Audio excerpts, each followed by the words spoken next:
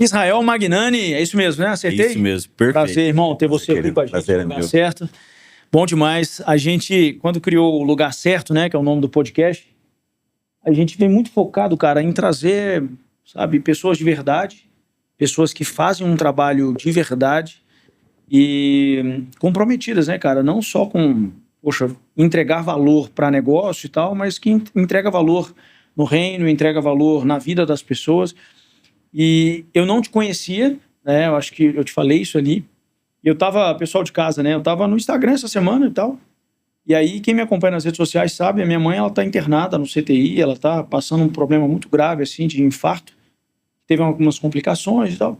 E aí, cara, eu sou muito apegado à minha mãe, né? Eu caí num vídeo seu, queria até que a produção colocasse aí o vídeo. Quantos aqui, quando saiu de casa hoje, deu um abraço na mamãe e disse, eu te amo, meu irmão. Pra você que não conseguiu, te apresento a Maria. Troca de lugar com ela. Dá a chata pra ela. Se você pudesse, o que você gostaria de dizer pra ela que não deu tempo? Eu falaria pra ela que eu amo ela muito e que eu não teria gostado dela ter partido. Foi um momento muito difícil pra mim, com meus irmãos. Eu tenho um irmão de 11 anos de idade, ele teve que passar por isso. Eu com 16 já tá sendo difícil, imagina o meu irmão. Eu tenho muito orgulho da minha mãe também, por ela ter cuidado da gente também. E fico feliz que Deus tenha levado ela para um bom lugar também. E ao mesmo tempo triste.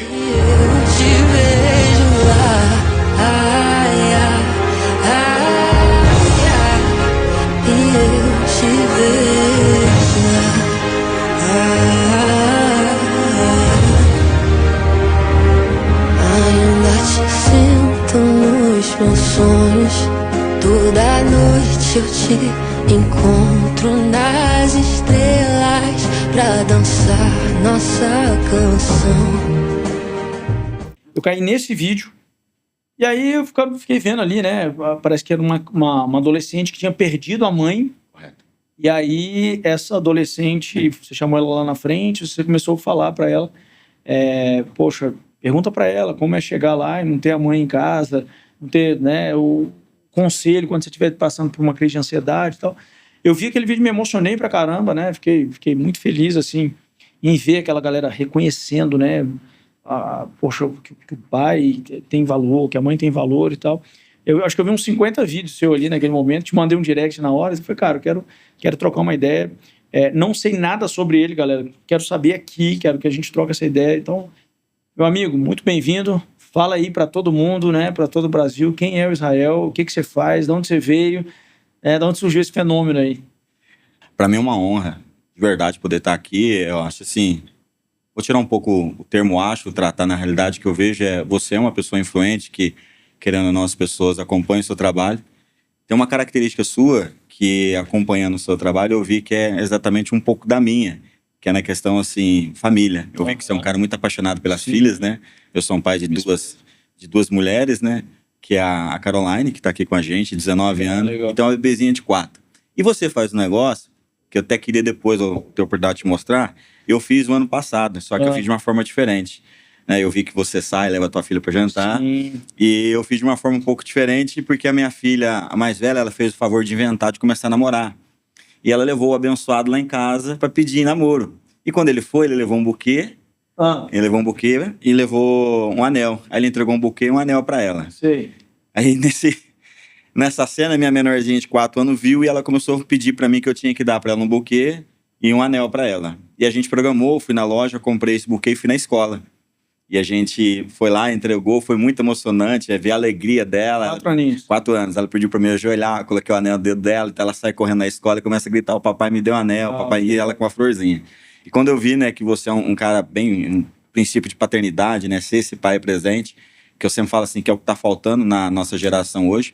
E eu falo, Elias, eu falo pela propriedade de estar no ambiente escolar. A gente não pode generalizar toda a família, mas eu sempre digo assim, que o maior conflito que eu encontro dentro do ambiente escolar hoje é a fala da maioria dos filhos no ambiente escolar, para mim, o meu pai não tem tempo para mim, a minha mãe não tem tempo para mim. Então, por a gente conviver muito com essa geração, a gente percebe que eles acabam adotando professores como pais, coordenadores de escola, porque, infelizmente, essa era fast food, tudo muito corrido, muito rápido, perdeu-se os princípios, né? Eu sou, para quem não me conhece, né? Eu me chamo Israel Magnani, vai fazer 7 anos que a gente está nesse trabalho, que é dentro do ambiente escolar, com a proposta realmente de poder tratar essa geração que está pedindo socorro. E automaticamente, o que me levou lá também é porque eu vivi a ausência de paternidade, né? Meu pai saiu de casa, eu tinha 8 anos de idade, e eu usei um termo com muito tempo a respeito do meu pai, que é um termo que eu falo assim, que para mim era dolorido carregar isso. Eu chamava meu pai de canalha, porque eu entendi na minha concepção que meu pai tinha me trocado por uma outra família. Então ele formou outra família, teve um outro filho, eu entendi que simplesmente ele tinha me trocado por uma outra família. E falar da palavra pai para mim era muito pesado. E o incrível é que eu consegui me libertar disso com 36 anos de idade. Eu carregava todo esse peso, Esse trauma, né? esse trauma a respeito de paternidade por muito tempo. E isso foi me prejudicando tanto que eu vivi o processo do ciclo, porque a minha filha de 19 anos se tornou minha próxima vítima. Então ela com 3 anos de idade, eu trancava ela dentro de um quarto escuro e deixava ela berrando. Todos os traumas, todas as feridas que estavam dentro de mim por ausência de paternidade, eu comecei a refletir nela. Tem um princípio cristão que diz assim, né? Algumas pessoas creem muito nisso, é a questão de a maldição hereditária. Fala, gente, ela não é real. O que existe é um ciclo que, infelizmente, o filho vê como referência, só que ele define se ele quer continuar ou não. E eu entendia que eu tinha que ser o próximo. Que a luz do destino falou, Israel, você nasceu nessa família, teu pai saiu de casa, teu pai traiu sua mãe, teu pai te abandonou, então você tem que ser o próximo. Então, por eu não ter o entendimento realmente do que eu tinha que fazer como mudança na minha vida, eu me permiti e usava sempre como argumento. Não, eu sou assim por causa do meu pai. Eu sou um problema na escola. Uma muleta, né? Carreguei a vida inteira. Então, com 36 anos de idade, eu vivi a transformação disso, por incrível que pareça, no Método CIS do Paulo Vieira. Nós estávamos com 10 mil pessoas. Lá foi o dia que eu liguei pro meu pai, literalmente para pedir perdão para ele, porque eu entendi. Cara, autorresponsabilidade é entender, eu preciso mudar esse ciclo. E minha filha não tem que continuar pagando a conta que ela não deve. Isso foi que ano? Foi o Paulo Vieira, no Método CIS eu fiz, nós estamos em 2026, acho que eu fiz 2022 ou 23. 2022, eu fiz 2022 em São Paulo. Então foi o que gerou essa transformação na minha vida para que eu pudesse hoje estar dentro do ambiente escolar. Cara, e você é um cara que vai em muitas escolas, né, do Brasil e na sua região e fora da sua região e tal. Eu não imagino o que você encontra dentro dessas escolas, cara. O nível de frustração, o nível de tristeza desses adolescentes. Basta você falar um pouco ali para eles e parece que vem uma... O que você fala para eles ali? Qual que é o mistério daquilo ali? E o que você encontra ali dentro de tristeza, assim, dos meninos, sabe? Das meninas. A nossa geração, você falou tudo, a nossa geração é uma geração muito carente de paternidade. Muito moleque perdido que tá aí, muita menina perdida, falta de pai, falta de conselho, falta de elogio, falta de levar para jantar e tal. E às vezes o cara não faz exatamente pelo que você falou, né? Tá só repetindo um padrão que já veio de muito tempo. Hoje, assim, quando a gente trata no ambiente escolar, a maior procura que eles têm, de todas hoje, é a questão do bullying. Bullying. A questão do bullying tanto o bullying quanto o cyberbullying é a maior procura hoje, a necessidade de todas as escolas. É que o bullying é algo que eu faço mais pessoal, o cyberbullying eu faço através da rede social. Então é onde eu crio páginas fakes, e aí as pessoas começam a falar alguma coisa do A e do B, e o pessoal começa a comentar, então fica aquela exposição no cyberbullying. Figurinhas, entendeu? Então eles fazem a prática do bullying, inclusive até com o professor. Os professores também são vítimas de cyberbullying por alunos, através dessas páginas fakes que eles criam. Então esse ambiente ele ficou muito sério. E o que eu entendi? Eu, por ser uma vítima, eu ter sido esse filho com ausência de paternidade, quando eu saí de casa e fui para a escola, com toda aquela ferida que eu estava dentro de mim, na escola o que eu fiz? Eu precisava encontrar um lugar para mim poder extravasar toda essa dor. Eu encontrava vítimas. Então, de início, quando eu tinha 9 anos de idade, eu comecei a fazer com que outros alunos sofressem bullying comigo, fazendo com que eles fossem a minha vítima. Todo o reflexo que eu vivi dentro daquele ambiente chamado casa, quando meu pai saiu de casa, quando foi feita a pior proposta do mundo, que hoje uma família que rompe um relacionamento faz para um filho você quer ficar com quem? O pai ou com a mãe? Bom, eu quero os dois. Aí no cenário os dois dizem que não, mas papai e mamãe não tem como um acordo mais, vamos ser amigos agora e você tem que decidir. Não, eu quero os dois.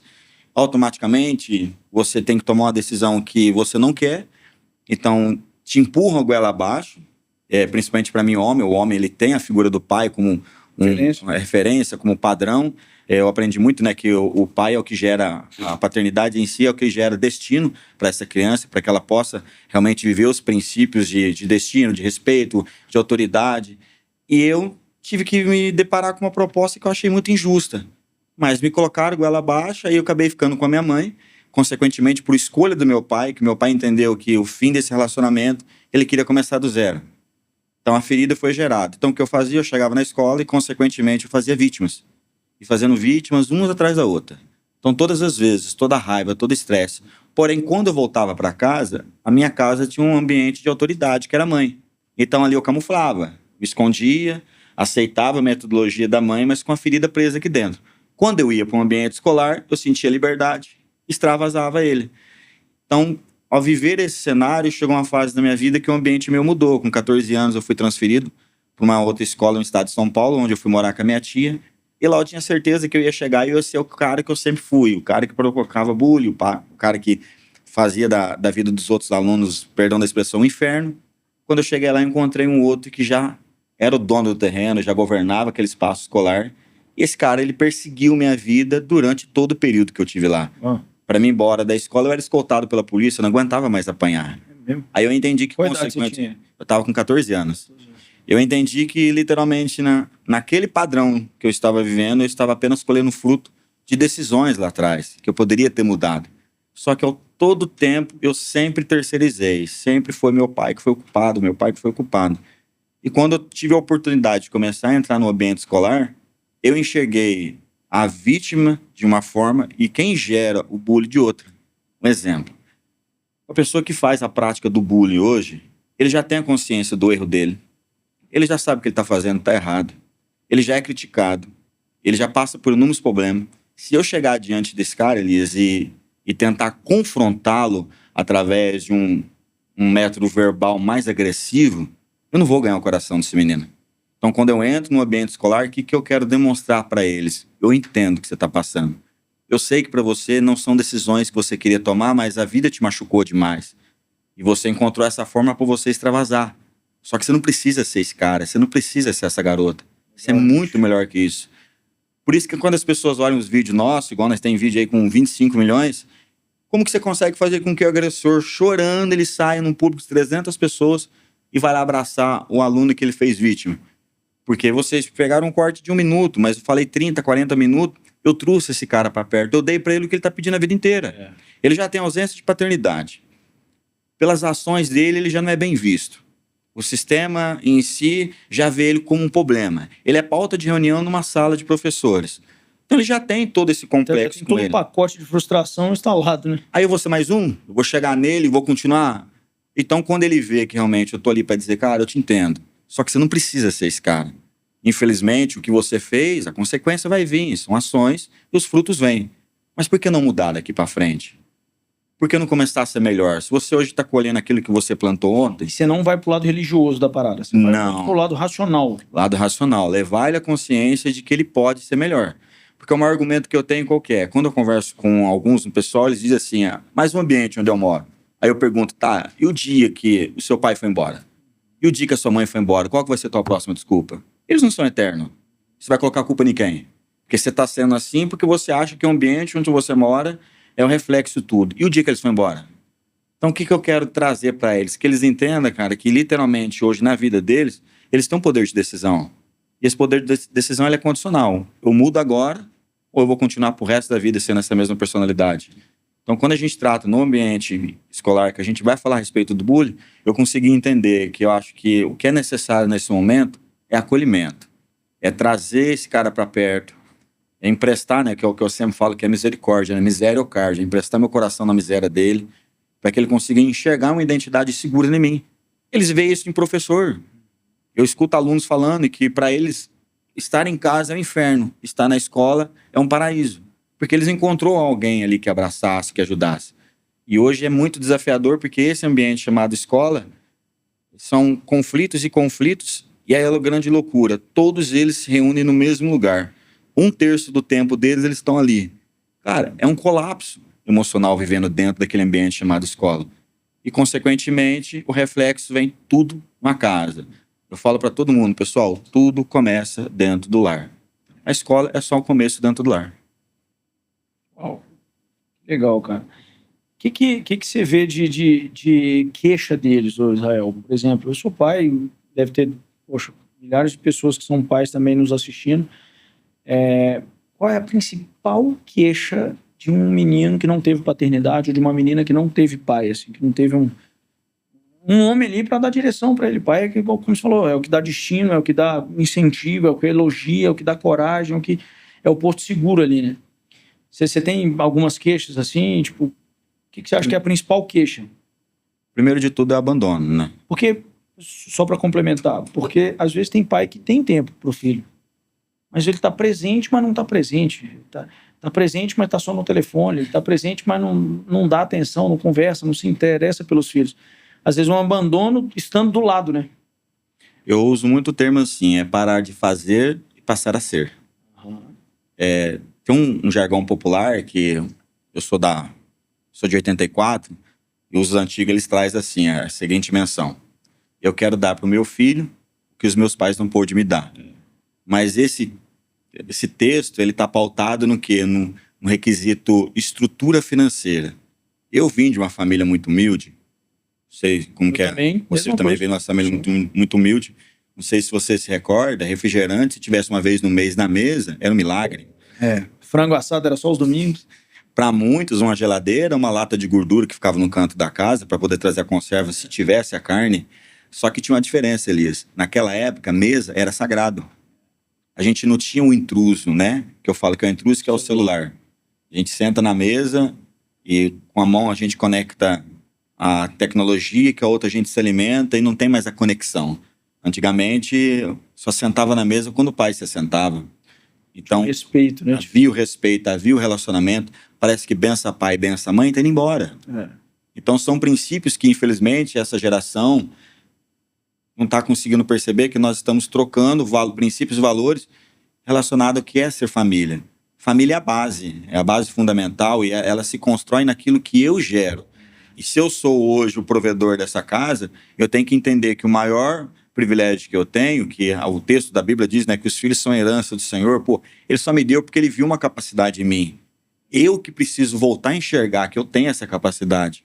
Tem um senhor que eu acompanho ele, não recordo o nome dele, que ele diz assim, né, o que está faltando para essa geração agora é homens que queiram ser pais. Porque homens empreendedor, tá legal. Pessoas que queiram mexer, fazer um bom negócio, ganhar dinheiro, tá funcionando. E os que querem ser pai? O que aconteceu com esses homens que querem ser pai? Parece que eles distanciaram, parece que eles perderam os princípios, ideais. Não, porque eu tenho que trabalhar, porque eu tenho que fazer. Bacana, mas paternidade. O que me motivou hoje a eu entender foi um comentário de uma mãe que escreveu assim num dos vídeos nossos: muito lindo o que você faz. E quando você for, quem continua? Então, assim, esse legado ele precisa ficar.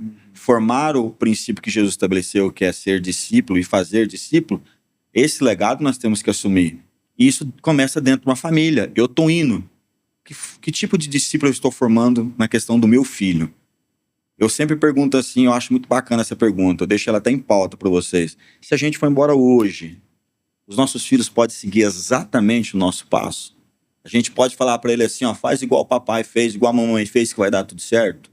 Os nossos filhos estão prontos para viver hoje sem nós? E não tratando na questão emocional, na questão de referência. Porque o que eu aprendi? Toda criança de 0 a 6 anos de vida em média, eles aprendem com a gente, não aquilo que literalmente eles ouvem. Eles aprendem aquilo que eles vê. E nós somos referência na frente. O que nós temos ensinado? Como que nós temos sido como exemplo? A partir do 6º ano de vida dessa criança, até o 12º ano de vida dela, ela vai viver num outro ambiente que é chamado ambiente escolar. Aí o que vai acontecer? Ali ela adquire o melhor período dela de aprendizado naquilo agora que ela está ouvindo. E a gente confiou no Estado, no sistema. 1/3 do tempo ela está dentro da escola. Agora você quer ver a loucura? Se do 0 ao 6º ano de vida do meu filho, ele aprendeu exatamente aquilo que ele viu comigo, agora com 6, 7 anos de idade, agora ele vai conviver num ambiente sem a minha presença, a gente confia no Estado. Eu desafio qualquer pai a me dizer que durante um ano ele foi 4 vezes na escola sem ser chamado. só para entender como que está o andamento daquilo que eu confiei a você. Eu entreguei meu filho aqui. Eu desafio qualquer pai que entendeu, cara, eu tô confiando lá, mas será que eu tô indo lá acompanhar? Como que ele tá indo, o comportamento, o desenvolvimento dele, tá dando certo, vocês estão tendo alguma dificuldade? Vai conversar com o diretor de escola, para eles reunirem numa escola de 400 alunos, para eles conseguirem colocar os 400 pais. Não existe. Se eles conseguirem numa reunião trazer 50 pais, é milagre. Tem escola que eu vou, que eles sorteiam a cesta básica para conseguir conquistar o pai aí para uma reunião de pais. Que isso, cara? O que está acontecendo com a nossa geração? Um reflexo de um lar, onde, consequentemente, a gente está terceirizando. Agora, vai ter algum problema na escola? As tradicional leoas vai lá na porta, faz escândalo, gera agressão física, agressão verbal. Mas peraí, cara, você teve o ano inteiro para se preocupar com o seu menino, com a sua menina, e você não foi. Agora, porque surge um problema, você quer mostrar que você é mãe presente, que você é pai presente? Então, por que eu quero tratar quando o problema surge?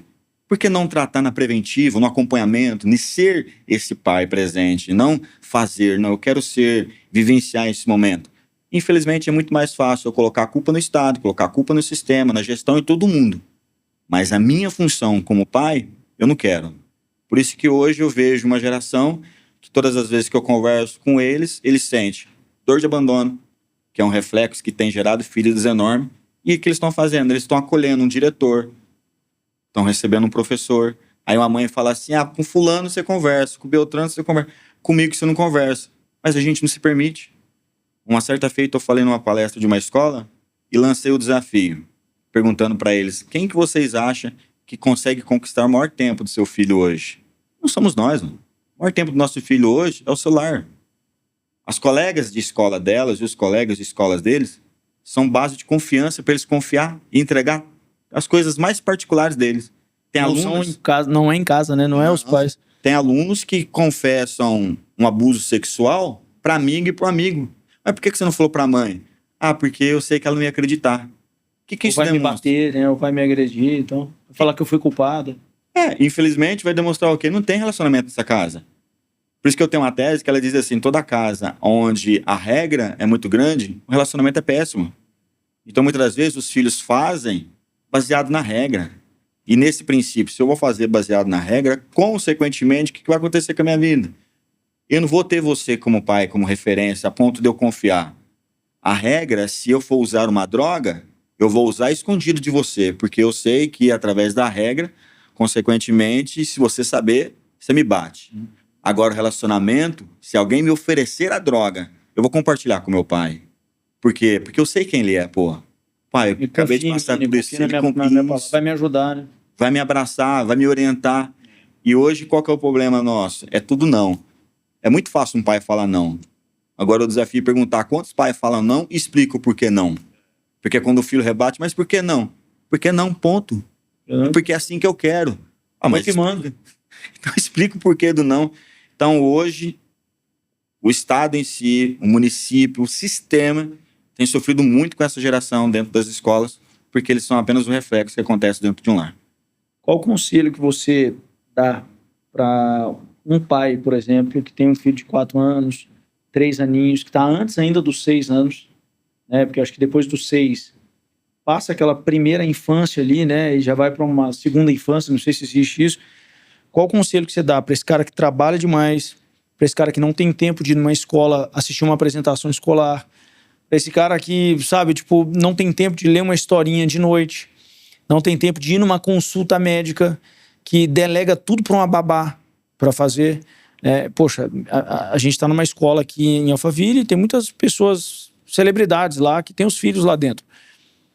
E, cara, tem algumas lá que quem está no grupo da escola não é a mãe, é a babá. Quem manda o convite de aniversário não é a mãe, é a babá. Tipo, tudo é a babá.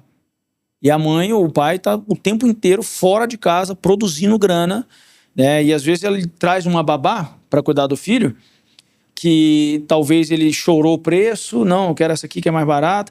Aí traz uma babá que não teve estrutura mental para, né, para criar uma criança e tá criando uma criança como dá. Tipo, e daqui a pouco essas crianças estão lá na sua escola assistindo uma palestra com você, né, e chorando e sofrendo porque foi criado por uma babá, criado por um pai cheio de regras, igual você falou, que, né, que às vezes não tem nem o porquê e tal. Isso é muito comum, cara. Isso é muito mais comum do que você que está em casa pensa. Você conhece a realidade muito de perto, você vê isso todo dia. Né? Qual o conselho que você dá, cara, para pais e mães que estão freneticamente ganhando dinheiro e deixando os filhos na mão de qualquer pessoa? Pode falar a verdade? Meu amigo, sem filtro. Desce o cajado. Primeira coisa de tudo é contratar nos princípios, se for um pai em si, pessoa do pai, é voltar a ser homem. Porque esse argumento de que não tem tempo, se Deus me livre e guarde você pegar um diagnóstico e descobrir que a sua filha está com leucemia, você vai arrumar tempo. Esse tempo vai nascer. Eu falo muito para uma mãe hoje que ela gosta de organizar a casa. Aí ela tem uma filha de 2, 3 anos dentro de casa, aí ela deixa a casa tudo arrumadinha. Na hora que ela volta assim, espalhou a farinha, jogou brinquedo. Pelo amor de Deus, mas não é possível, eu acabei de arrumar. Eu falo para elas, aproveita. Você passa muito rápido. Vai ter dia que você vai ter saudade desse brinquedo espalhado na casa. Você tem filha pequena, você sabe como que é. Exatamente. E a gente fica muito naquele conceito assim, aquele conceito de organizadinho. O maior exemplo que nós temos a respeito disso, dessa crença, dessa cultura é a gente separa os melhores pires, a melhor toalha de mesa para visita. E o bem mais precioso que deveria usufruir disso, não usufrui. E a gente quer deixar a casa arrumada para receber visita. E a gente não quer deixar a casa arrumada para proporcionar um melhor ambiente para nós. É muito sobre aquilo que eu posso gerar na sociedade lá de fora, muito sobre aquilo que eles possam ver em mim, do que aquilo que eu estou gerando no meu filho, na minha filha. Ser pais presente. Então, infelizmente, o tempo passa muito rápido. E na hora que você menos esperar, você vai falar, cara, eu tinha esse tempo. Eu só não queria fazer, né? Infelizmente, eu só queria arrumar pretexto e desculpa, porque eu trago a providência para dentro do lar, eu que trago os resultados financeiros para dentro do lar. Parabéns! Você já descobriu que você é um ótimo empreendedor. Você é um bom pai. Se é esse cara presente, você é esse amigo de verdade. Se teu filho receber uma proposta para entrar no pior cenário da vida dele, ele vai conseguir confiar em você e compartilhar antes dele entrar? São princípios que a gente vai ter você como mentor, né? Então, o que está faltando na gente é realmente recalcular a rota. Acho que é o essencial. Você recalcula a rota e vai analisar teu cenário. O que eu preciso mudar na questão paternidade? Porque tem um jargão que a gente fala muito assim, né? Vou parar de usar a expressão a gente. Eu falo muito, né? Hoje, na minha vida, eu quero ter que partir desse mundo e deixar o do bom do melhor para minha filha. Cara, eu acho que acima de tudo na minha vida, o que eu tenho que deixar para minha filha, para os meus filhos, é um legado de que eu fui um pai, perdão da expressão, foda pra caramba. Eu fui um cara incrível. Eu sempre digo assim que só existe 2 situações que nós vamos encarar após a perda: remorso ou saudade. Quem define? Sou eu, mano. Eu que defino se eu vou carregar um remorso ou se eu vou carregar saudade. É o que eu falo para os alunos dentro das escolas. A decisão de escolha está na mão de vocês. Tem um momento que eu faço uma proposta para eles, né? E dentro dessa proposta eu pergunto para eles: quantos aqui, quando saiu de casa hoje, teve o privilégio de ver o pai e a mãe lá? Aí todo mundo erga a mão. Coisa mais linda do mundo, a maioria, né? Aí, legal. E quantos, na hora que terminar esse momento na escola aqui, essa reunião, vocês vão voltar para casa, até o final do dia vocês vão ter o privilégio de encontrar o pai e a mãe de vocês? Aí a galera erga a mão. Aí eu falo, eu vou ter que fazer uma pergunta, não é muito legal não, mas vocês precisam ouvir. Quem te garantiu isso? Quem te deu a certeza que vocês vão voltar lá e eles vão estar lá com vida? É por causa dessa certeza que a tua mãe recebeu um título, a chata, o teu pai não te entende. É por causa dessa certeza que a gente leva a brincadeira. E a vida é um sopro. Eu tive uma das experiências mais marcantes na minha vida. Eu estava com um amigo dentro do carro e a gente estava numa viagem, numa rodovia, e de repente minha mãe mandou aquele áudio carinhoso. Aquele carinhoso de 7 minutos, que as mães gostam de mandar. Minha mãe é uma senhora de 73 anos de idade, e quando ela mandou esse áudio, eu fui e coloquei no modo 2. Aí esse cara que estava do meu lado, ele viu, ele encostou o carro, colocou o dedo na minha cara e disse: nunca mais faça isso. Eu falei, não tô entendendo você não. Ele falou, olha o que você tá fazendo. Eu falei, cara, é quase 7 minutos. Coloquei no modo 2.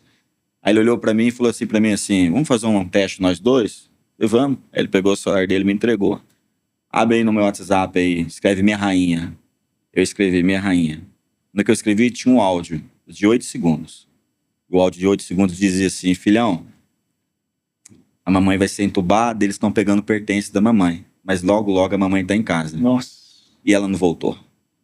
E a resposta dele pra mim foi: vai ter dia que você vai querer um de 8 segundos. E ele não vai chegar.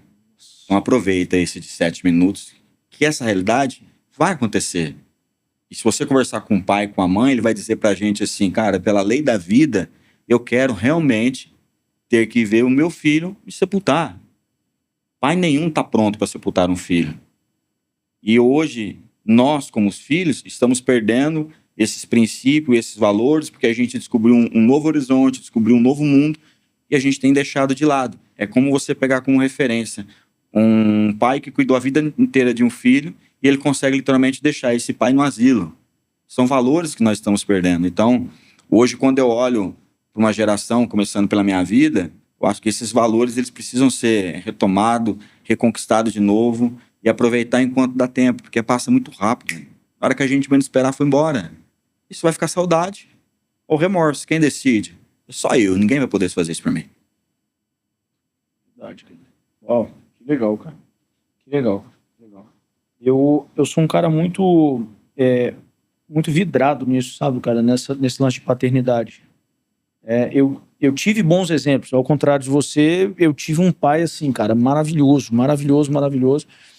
Eu tava no podcast do Joel esses dias, e aí o Joel me fez uma pergunta assim: Elias, se você pudesse encontrar uma pessoa que já morreu, quem seria essa pessoa e o que você perguntaria pra ela? Aí eu falei assim: nossa, que pergunta difícil, cara. Deu aquele cric. Falei, cara, eu acho que eu queria encontrar... Eu queria encontrar minha avó, Dona Dina, mãe do meu pai. Aí o Joel: mas por que sua avó? O que você perguntaria pra ela? Eu falei assim: vó, como que a senhora fez para criar um ser humano tão incrível igual meu pai? E baseado naqueles conselhos, eu usaria eles para criar as minhas filhas, entendeu? Porque eu tive uma criação muito amada, assim, sabe, cara? Meu pai é um cara que viajou a vida inteira, porque ele era motorista de ônibus, se aposentou e tal. Mas eu lembro, cara, claramente dele me levando na escola todos os dias quando ele estava de folga. Eu lembro dele indo nas reuniões quando ele estava de folga, quando ele não estava, era minha mãe. E eu vejo o quanto isso foi bom, cara, pra minha juventude, pra minha fase adulta, né, e pra minha paternidade, vamos dizer assim. Só que tanto um pai bom quanto um pai ruim ensina, né? Ensina o que fazer ou o que não fazer, né? E aí hoje, cara, eu sou um cara assim, eu sou extremamente focado em ter tempo para as meninas, né? Por exemplo, desde quando elas nasceram, eu coloquei isso na minha mente, que eu iria fazer isso. Então, quando a Lisa engravidou, eu já coloquei na minha agenda todas as consultas de pré-natal que haveriam durante todo o processo de gestação. Eu fui em todas as consultas. Teve uma consulta que eu não fui por causa de uma emergência. Beleza. Quando nasceu, todas as consultas de pediatra eu coloquei na minha agenda. Eu tinha essa flexibilidade. E eu acredito que a gente está falando para a grande massa aqui que tem também essa flexibilidade. Não faz porque não quer fazer. E aí, cara, por exemplo, quando começou a estudar, primeiro dia de aula, tá na agenda. É o mesmo lugar que eu coloco a gravação do podcast, uma reunião com tal pessoa, tá lá na agenda para falar o compromisso. Quando começou na escola, primeiro dia eu tava lá. Todas as apresentações escolares do ano eu coloco na agenda. Pode ter um compromisso mais importante que for, que dificilmente... na verdade, acho que eu nunca cancelei uma apresentação escolar por causa de outro compromisso externo. Eu sei que isso vai acontecer ainda, né? Pode acontecer e tal, mas eu tenho feito isso, cara, e eu tenho visto a real conexão que elas têm com a gente, sabe, comigo, o respeito que elas têm, o carinho que ela tem. Eu tava falando com a minha esposa essa semana, eu falei: amor, o quão a gente vê verdade no sorriso das meninas, né? Tipo, de alegria, de felicidade, de ser cuidada, de ser criada de viver na família que a gente tá, né? Então, às vezes, elas choram, na verdade, pra ir pra escola, pra você ter ideia. Tipo, e fica doido pra voltar pra casa e tal.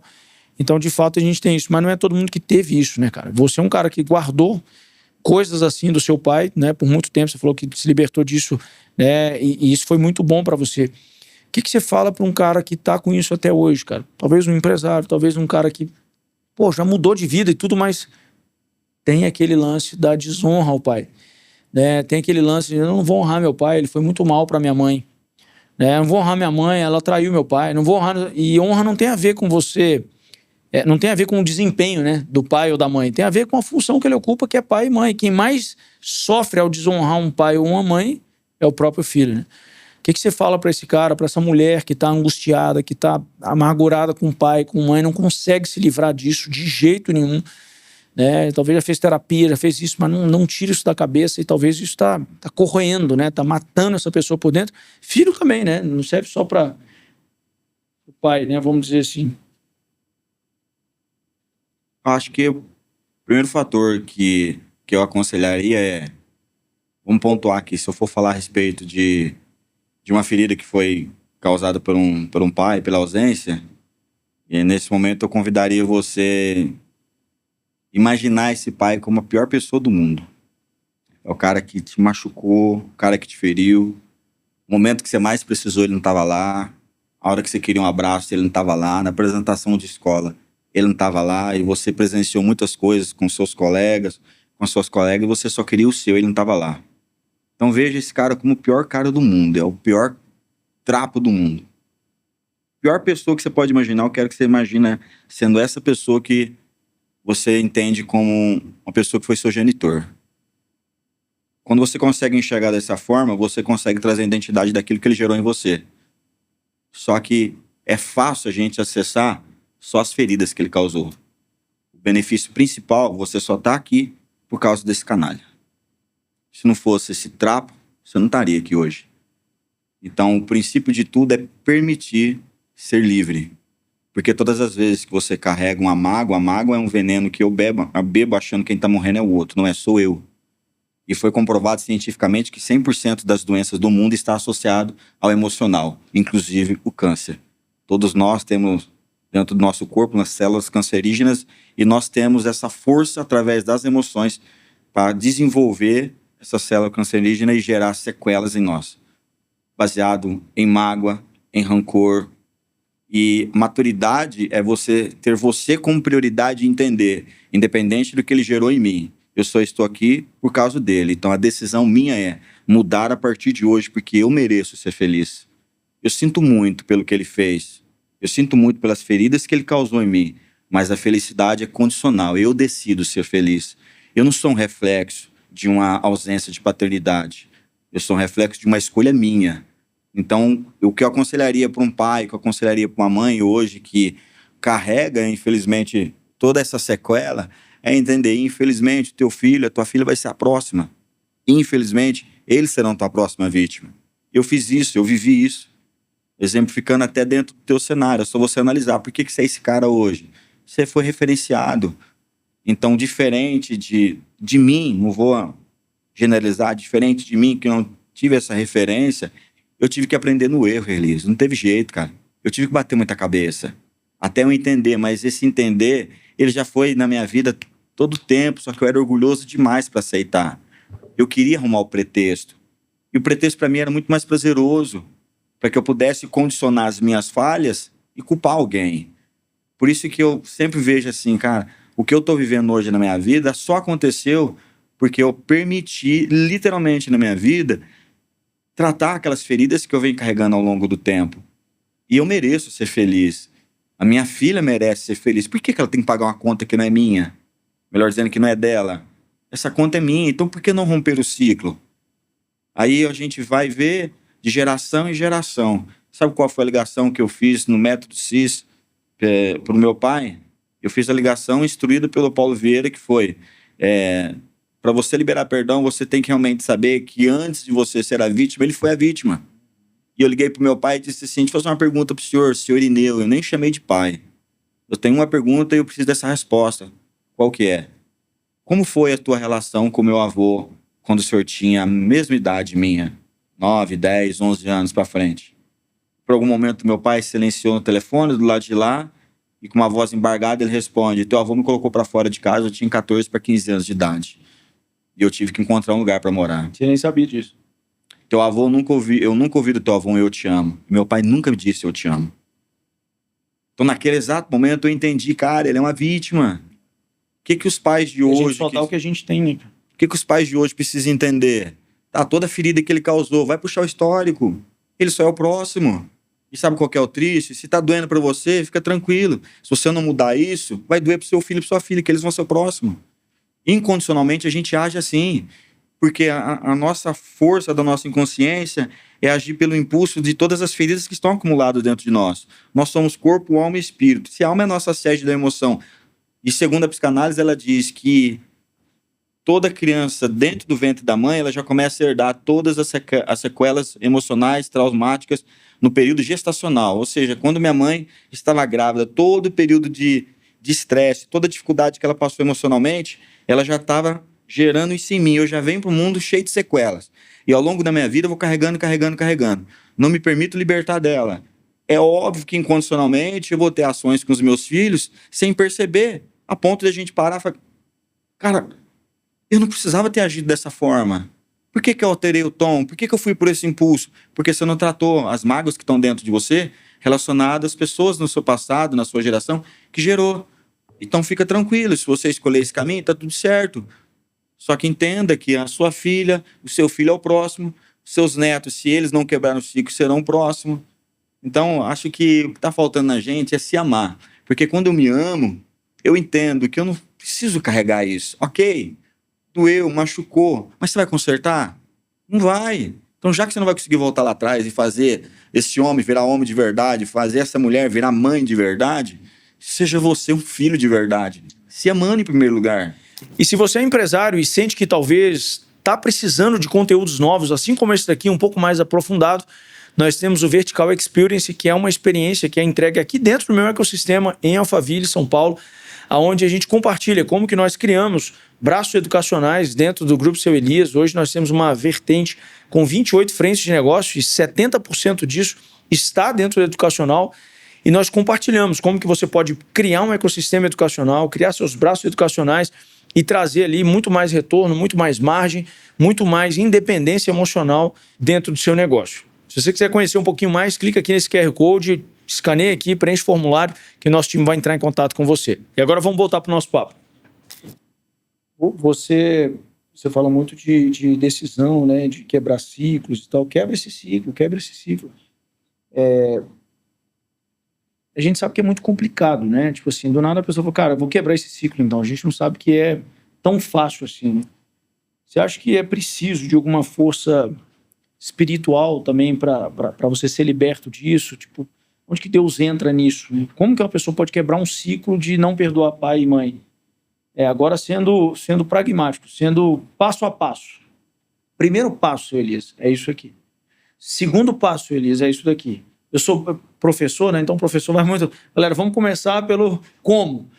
Acho que é muito interessante, só que a gente precisa saber do como. Como eu posso quebrar esse ciclo na minha vida? Tem que ir numa igreja, o pastor tem que orar para mim, eu tenho que cair endemoniado, o demônio tem que sair de mim. Estou falando que você tem demônio, não. Mas estou falando porque tem gente que pensa isso. Eu tenho que só falar que eu perdoei e pronto, e acabou, né? Eu gosto muito de uma frase que o Brunet fala, cara, que perdoar não é conviver de novo. Perdoar é não sentir dor quando lembrar. Só que não é tão simples assim, cara. Não é tão, né?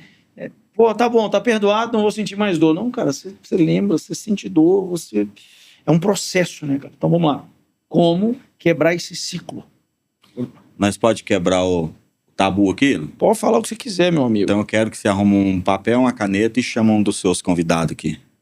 Boa. Quem vai ser o convidado corajoso? Bora, Andrezão. Papel e caneta, produção. Pega aí pra gente, por favor. Tem que papel e caneta aqui, ó. Quer que ele senta aqui? Tanto faz. Senta aqui, Andrezão. Pode sentar, eu fico aqui perto. Papel e caneta pra quem? Pra ele mesmo. André? Isso. Você tá bom, não? Tô ótimo. Tá bom e bonita? Tô ótimo. Bora. Seguinte, você vai pontuar pra mim, na sua vida, na nossa vida a gente tem que entender que tudo é baseado em princípios e propósito, tá? A regra da vida é entender princípios e propósito.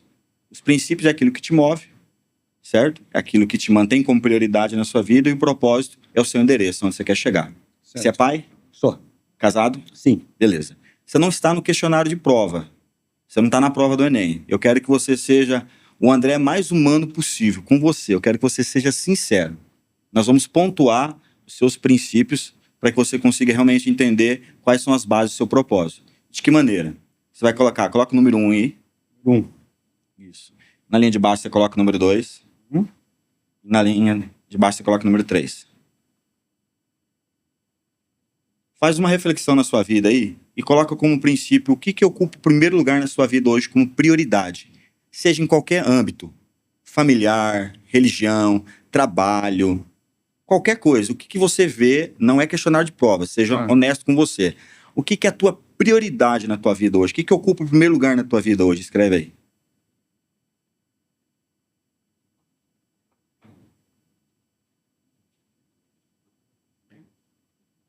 Vou deixar um pouco mais a clara para você entender a questão da prioridade. Você tem quantos filhos? Tenho 2. Você tem 2 filhos. Fala o nome de um deles. Pedro. Pedro. O André chegou no Pedro e falou assim, filhão, a gente vai sair, a gente vai para um lago e lá a gente vai ter um momento nosso. Aí ele olhou para você, pai, deixa eu levar o fulano, que é meu amigo. Ô filho, mas era um momento seu, comigo. Não, mas deixa eu levar ele que a companhia dele é bom. Aí você vai e conversa com o pai desse amigo. Ó, a gente vai ter um momento de lazer, tô levando o Pedro comigo, ele quer que seu filho vá, tudo bem? Não, tudo bem. Tá na sua responsabilidade, você cuida dele, tranquilo. A gente até umas 6, 7 horas nós trazemos ele aqui. Vocês vão. Chegou no lago, vocês entrou no barquinho, começou... Tem um momento entre vocês lá e começou a pescar. De repente esse barco começou a afundar. Na hora que esse barco afundou, você pode salvar só um. O seu filho ou um amigo do seu filho. Quem você salvaria? Meu filho. Pô, mas você prometeu pro pai que você ia devolver o filho dele. Mesmo assim, você salvaria teu filho. Você tá ciente de que na hora que você voltar, você vai ter um sério problema para tratar com esse pai, porque ele perdeu a vida, porque você escolheu seu filho. Você tá ciente disso? E você tá disposto a ir até o final por isso? Estou disposto a ir até o final por isso. Isso é prioridade. As prioridades, muitas vezes na nossa vida, vai gerar feridas em outros. Mas é a minha. A minha prioridade me move. Então, você colocou a sua primeira resposta. Então, como prioridade, o que ocupa o segundo lugar na sua vida hoje real?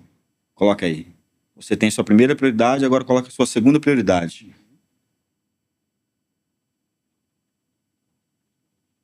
E na sequência pode colocar a terceira prioridade.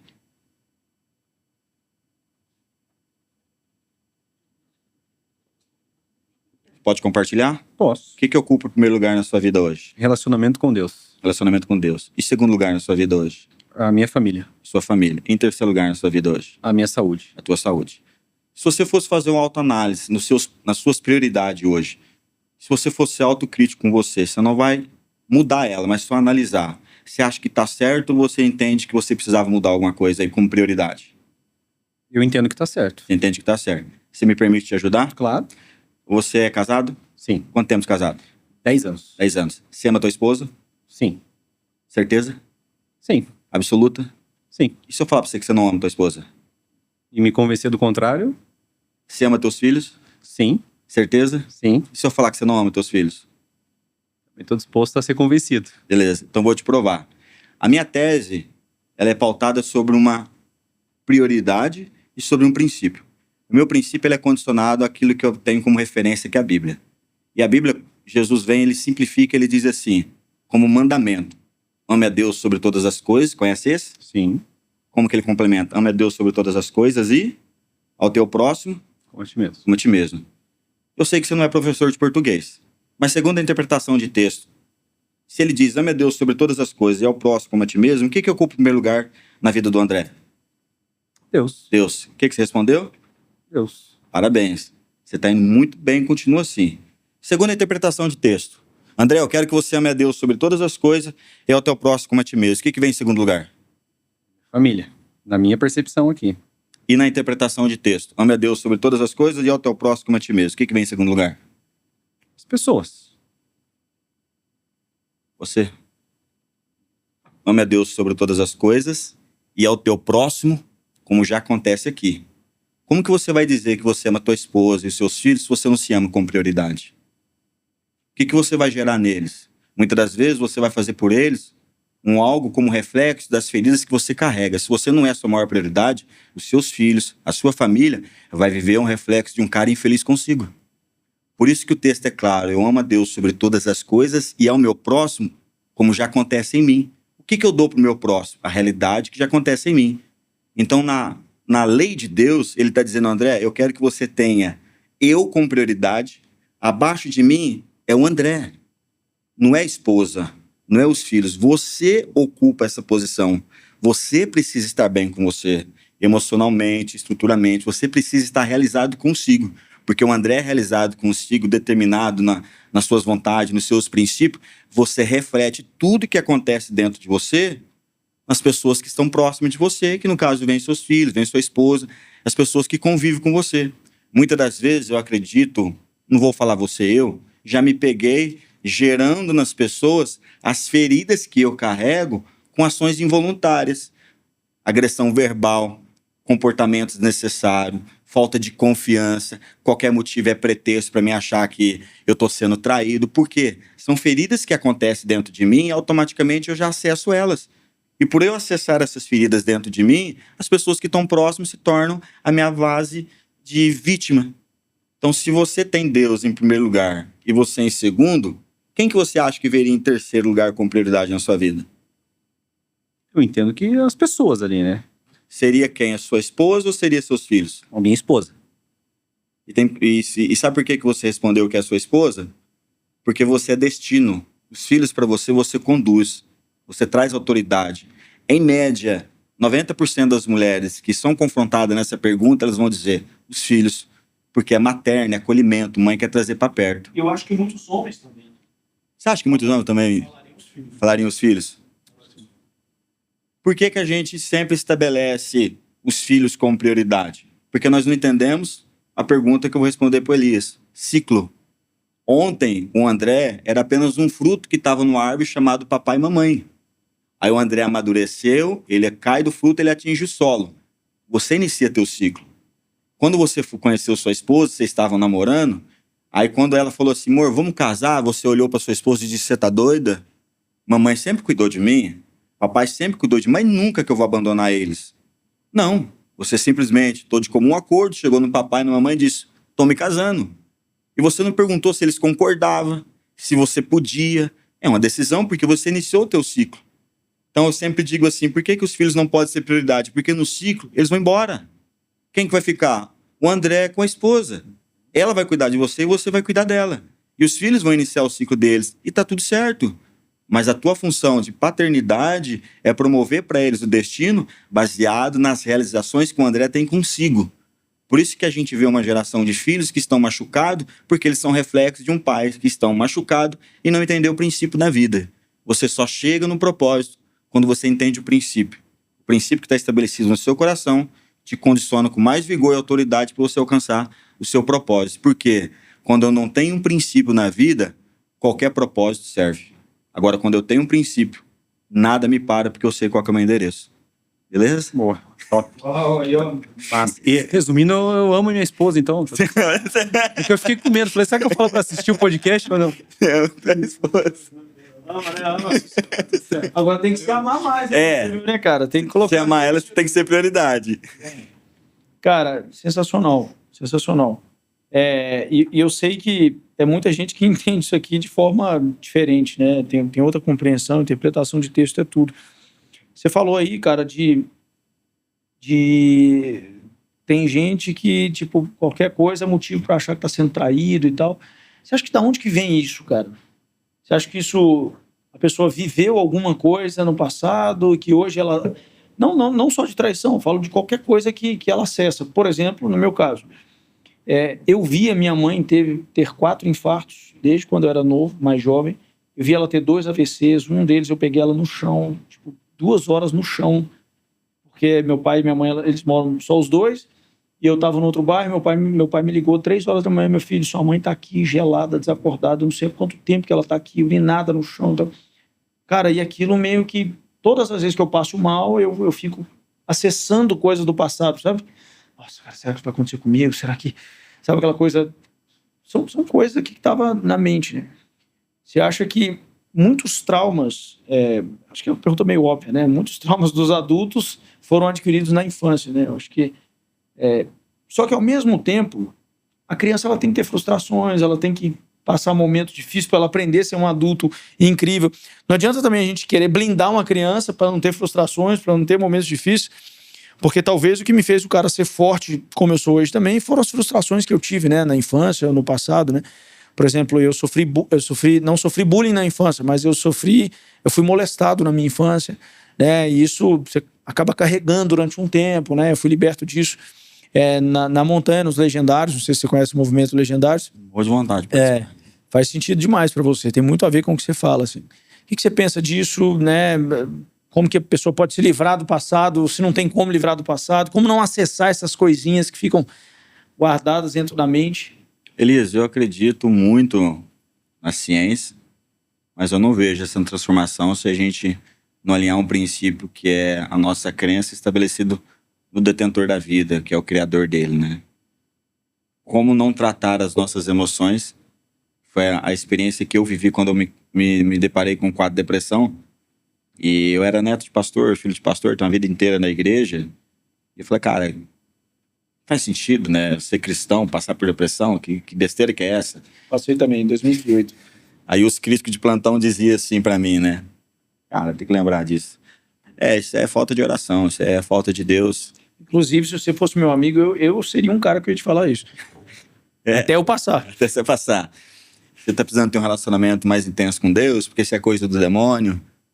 E quando eu tive esse processo, é que falando aqui, a mente vai viajando. Eu me lembro quando eu estava diante do psiquiatra, e ele trouxe um pré-diagnóstico meu relacionado, que eu estava nesse quadro clínico de depressão, receitando 3 remédios para mim. Aí eu perguntei para ele, né? Doutor, o que é depressão? Aí ele me trouxe uma explicação bem ampla, de muito conhecimento, e o resumo da obra é, né, o estágio da sua alma, né? Que ela está no colapso. Ou seja, se a nossa alma é a sede das emoções, ao longo da nossa vida, vou exemplificar, é assim, ó. A nossa alma, ela é praticamente, ela tem um limite, né? Como você olhar para esse copo aqui, entender que aqui comporta 200, 300 ml. Se você jogar acima disso, vai transbordar. E ao longo da nossa vida, a gente vai recebendo os traumas, né? Ausência de paternidade, bullying na escola, um relacionamento que não deu certo, e a gente vai recebendo. Chega uma fase da nossa vida que aí qualquer coisinha que vir já se torna o transbordo, onde a gente esgota. E, consequentemente, isso já começa a refletir muito na matéria, né? Que o corpo em si, ele começa a viver o reflexo desse cenário que a tua alma está gritando faz muito tempo. A gente precisa parar um pouco. A gente precisa se esvaziar. A gente precisa se cuidar aí. Eu tenho uma frase que eu uso muito, que eu digo assim: resiliência na medida errada é um veneno. E é mesmo. Porque a gente sempre quer ser resiliente. Na medida errada é um veneno. A gente sempre quer ser resiliente porque a gente não quer assumir, cara, eu tenho que parar. Tá na hora de eu parar um pouco. Não, mas é porque a minha família precisa de mim, pô. O meu trabalho, eu sou a coluna do lar. E a tua alma tá dizendo, não, a gente precisa parar um pouco. Não, mas eu sou resiliente. Eu tenho que continuar. E a gente quer viver num mecanismo achando que a gente é robô. Nós não somos robô, nós somos seres humanos. Então, ó, autorresponsabilidade, maturidade sobre si é você decidir, cara. Eu decido parar. Aí a pergunta é, qual que é o problema falar que tá doendo? Por que a gente criou esse tabu infantil? Qual que é o problema de eu procurar você e falar, cara, me ajuda, eu não tô dando conta? Me perdoa. Por que a gente tem que carregar esse peso? Não, porque eu sou resiliente. Eu vou provar que você quer provar para quem? Você tá se matando lentamente, você quer provar para as pessoas? Se você for embora hoje, consequentemente, a vida das outras pessoas vão continuar. Então, que tanto que você se ama a ponto de você se ignorar? Então, eu sou resiliente. Não. Aí chega um momento na nossa trajetória que a alma fala assim, eu tô te avisando faz tempo. Agora esgotou.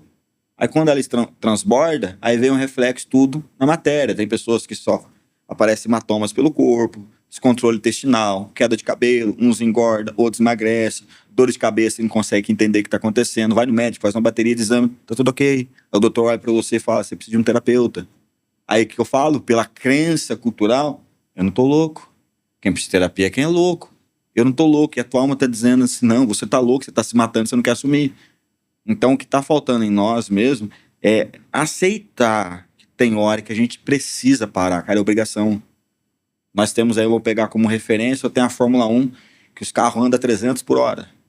Põe essa galera para dar toda essa volta sem reabastecer. Não vai conseguir. Então o que tá faltando realmente é entender, tem momentos que eu preciso parar. Isso é se amar, Elias. Se amar é decidir, eu preciso parar e cuidar de mim. Eu pergunto muito assim, você daria vida pelo seu filho? Um pai e a mãe vai dizer, é lógico que eu dou. Você morreria por ele? Morreria. E viver? Você viveria por eles? Vão dizer, é lógico que eu viveria. E você está vivendo? Porque viver é se amar, se cuidar, para que você possa estar bem e, consequentemente, poder cuidar do seu filho e da sua filha. Mas isso a gente não quer fazer, porque eu sou a coluna da casa. Eles não podem me ver chorando. Mas por que não pode? Por que não pode perceber que hoje o que eu preciso é dizer, gente, me ajuda. Eu tenho um amigo pessoal que, num dos momentos mais difíceis na vida dele, eu falei para ele, sabe por que você está passando por isso tudo? Foi por quê? Falei, cara, isso é um presente de Deus na sua vida. Você tá louco? É, só para tratar teu orgulho. Mas que orgulho? O orgulho de achar que você é auto-independente. Cara, a gente não dá conta de viver sem pessoas, não, irmão. A gente precisa de pessoas para nos amparar, para pedir socorro, para pedir uma oração, para pedir um abraço, para poder colocar isso tudo para fora. Então eu não consigo encontrar outra forma se não for associar o princípio daquilo que Cristo é. Essa é a essência de Cristo. É realmente cuidar da nossa alma. Porque quando eu sento com um psiquiatra, que ele fala para mim que a depressão é o estágio da minha alma que está no colapso, aí eu pergunto para ele, mas essa receita que o senhor está me dando, esse remédio vai atingir minha alma? Ele disse, não, Zé, não existe remédio que atinja a alma. Eu falei, então me desculpa, eu estou no médico errado. O senhor é só um acompanhamento. Eu tenho que ir no especialista da alma. E o que eu fiz na minha vida? Eu estabeleci como princípio.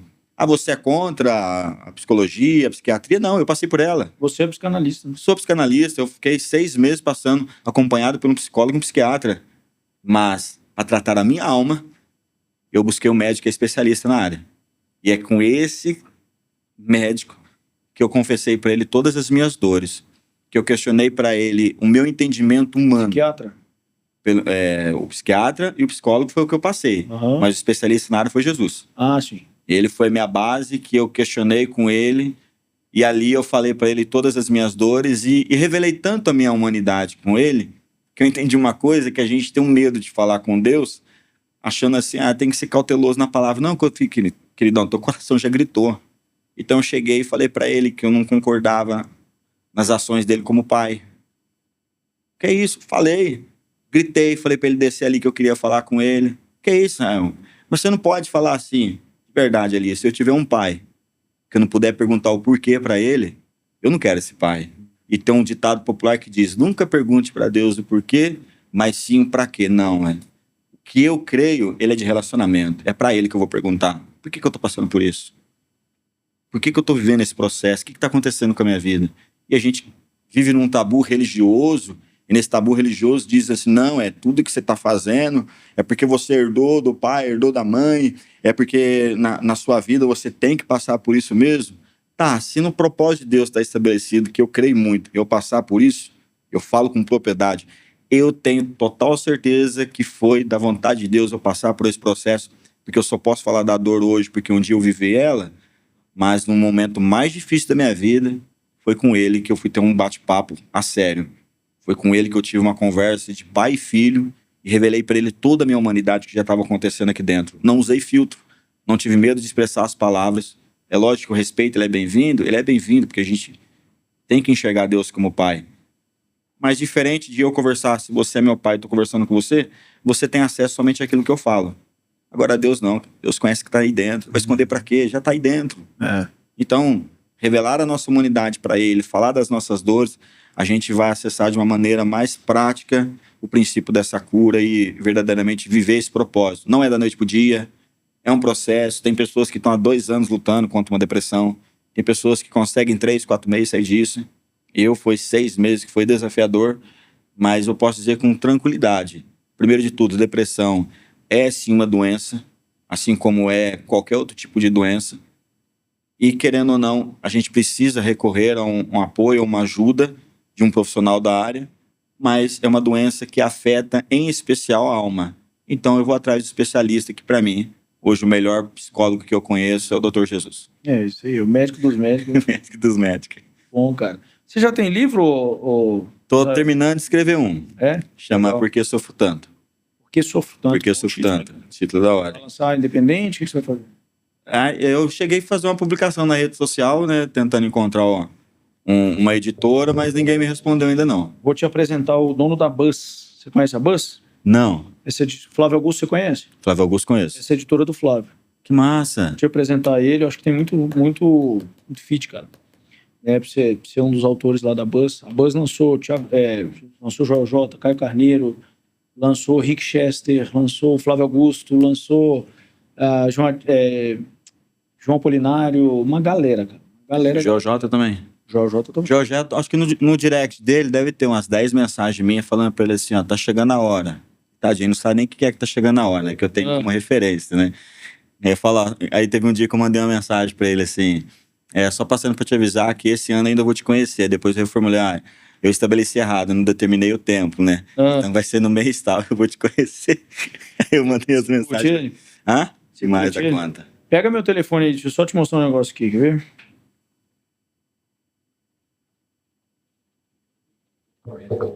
Pode estar aqui, mesmo. Ó, já quero te presentear com o livro Caraca. A Arte de Empreender do Zero. Quanto tempo eu tenho pro feedback? Quanto tempo eu tenho pra te dar o feedback? Cara, isso aqui. Aí, ó. Eu mandei pro Joel, cara, seu Instagram. Caraca. Mandei aqui, ó. Olha lá. Que massa. Acabei de conhecer. Se liga nesse cara.